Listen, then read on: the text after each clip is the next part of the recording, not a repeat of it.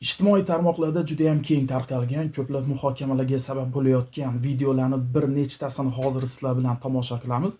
Ijtimoiy tarmoqlarda xabaringiz bor, hindistonlik erkaklar Rossiyaga ishga kelib, rus ayollariga uylanib ketayotganligi haqida turli xil xabarlar va videolar tarqalgandan so'ng bizga hindistonlik Rossiyada ishlovchi mehnat muhojirlari video yubordi. Ayni kunlarda ko'pgina hind erkaklari hindistonlik erkaklar Rossiyada o'zlarining ishlarida ishlayotganligi va har biri o'z oilasiga sodiqligi, hattoki ular yonlarida faqatgina o'zlarining oilasini, ayollarini va farzandlarini suratlarini olib yurishi haqida video tayyorladi va yubordi. Yuborilgan bu videolar hindistonlik erkaklarga bo'lgan hurmatni oshirdi.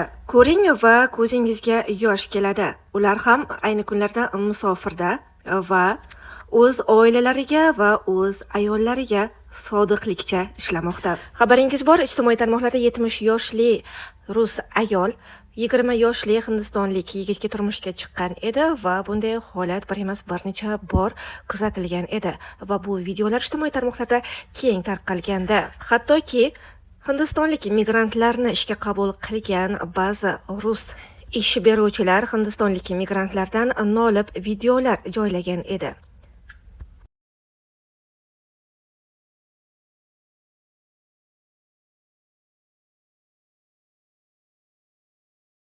Videoni tomosha qildik do'stlar. Bu kabi holatlarga siz nima deysiz va siz qanday fikrdasiz? Izohlarda fikrlaringizni qoldiring.